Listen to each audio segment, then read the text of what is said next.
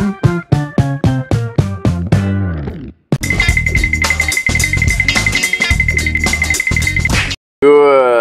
afternoon everyone, here once again Alimango King. Kung nakita nyo pong area na yan ay i-clean up po natin yung area na yan tonight. So high tide kasi mamaya, so 9 o'clock simula na ho tayo magbawas ng tubig kasi sasabay ho tayo sa low tide, no? So i-clean up na po ni Alimango King ang ating pong isang area dito. Ito po ay pinagkunan na natin ng bangos at yung alimango natin. So yung clean up po ay totally i-drain po natin ng tubig, kunin po natin yung naiiwan.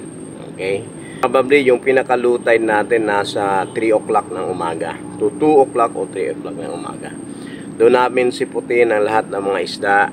So po yung alimango naman ay ang makuha in that time kasi malamig ang panahon. Pag madaling araw nagtatago po yan sa putik. Ang kukunin po natin yung alimango by tomorrow naman, kinabukasan ng 2 or 3 ng hapon. Kasi mayroon naman siyang low tide. So bawas tayo ulit ng tubig, clean natin, pababa natin ng tubig. And then doon natin makikita ang mga alimango. Pag uminit na ho yun, lalabas po yan sa mga sa putikan. Yun po yung clean up time ng crabs natin. Yan po ang ating mga trap. Yan po ang ating bangka ni Alimango King na galon. Made in PVC big drums, plastic drums. Ayan. Matibay po yan. Grabing tibay yan. Ang plywood ko na bangka ay 3 na pong nasisira niya. Siya buhay pa rin. Okay. So yan. Ito po ang ating for clean up tonight. Okay. Ayan. Ayan. So, nandun po yung ating water gate sa unahan. Ayun. Nakita nyo yan. Ayan.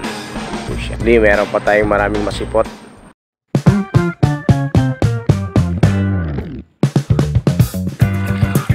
Simot time, morning. Okay. Nandun po yung iba sa pinakalulo. Ayan, naghanap na po sila sa mga crabs. Hinahunting po nilang crabs. Pero basta morning, hindi pa yan hahataw kasi malamig pa. Nakatago po yan sa putik. Pero yung pong mga butas-butas natin, ay hinahunting na po nila yung mga butas-butas natin, yung mga bahay ng crabs. Okay, para mayang tanghali, yung lalabas na lang sa mga putikan ang titingnan natin. Kasi pag mainit na, malabas po yung mga yan. Ayan, ilan po sila? 1, 2, 3, 4, 5, 6, 6.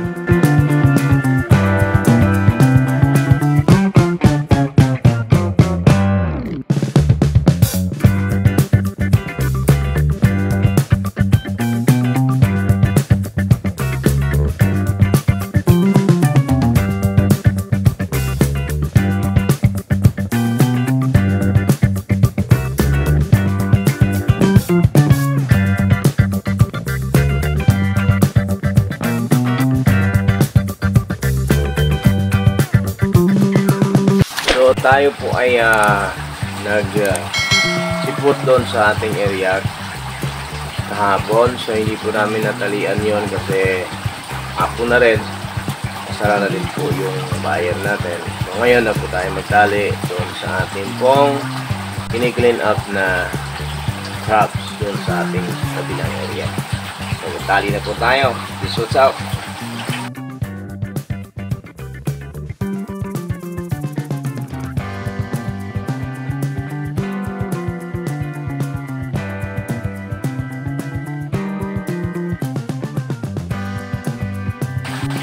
Tali po si Alimango King. Look, 1 kilo po ito ang ating pong tatalian. Okay. Ayan. So, po yun yung ating pong sinisimo. Tingnan natin kung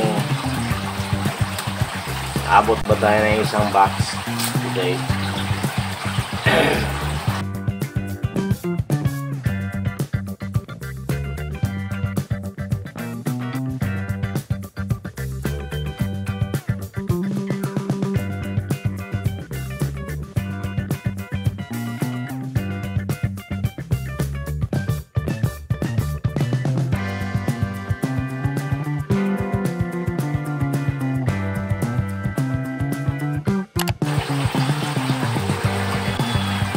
Damage.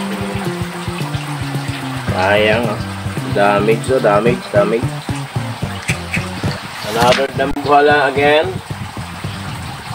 Okay, ngawit na pong kamay ni Alimango King sa katali. So, gamit naman tayo ng paa. Sa paa naman po tayo. Paa. Kahit pagod, okay lang. Basta may talian. Kaysa napapagod ka na wala kang tinalian. Matigas na tinapay sa mainit na kape. Walang matapang na alimango kay Alimango King.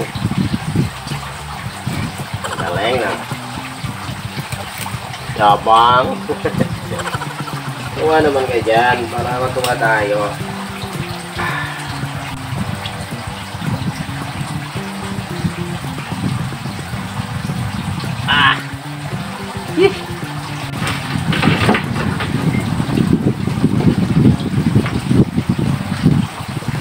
Another dambuhala tayo.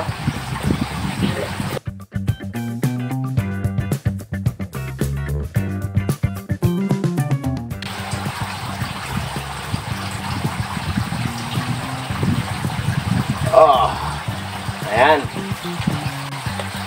Another dambuhala, mahigit 1 kilo. Ayan po yung crablet ni Alimango King, ha. Just try our crablet.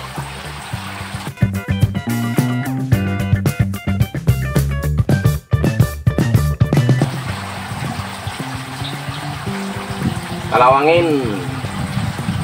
Pahinahanap ng mga exporter, kalawangin. Ito na po ang ating natalian lahat. Okay. Ang dambuhala po sila. Ito po yung sinimot natin sa ating area. Ayan na po ang resulta, no? So, dalhin po natin ngayon sa buyer kung ilan at magkano pong abutin nitong ating sinimot. Okay, sa ating pong area. Ayan, yan po ay ano na, complete ano na talaga. Tinatawag at clean up. Ito lang po, hindi po tayo umabot ng isang box. Nasa kalahati o tayo. So, malaki-laki po sila, mga malalaki. Tingnan po natin. Just watch out kung magkano po ang abutin. Ito yung ano natin, no? Nakaimuan. Nakagat kanina. Sayang, no? Rato na ba ng imuan biron pa? Pila mo? 900 lang na ba ni? Iya, wala. Tulo din sa imong imuan. Oh. Dami ng sugpo natin, no?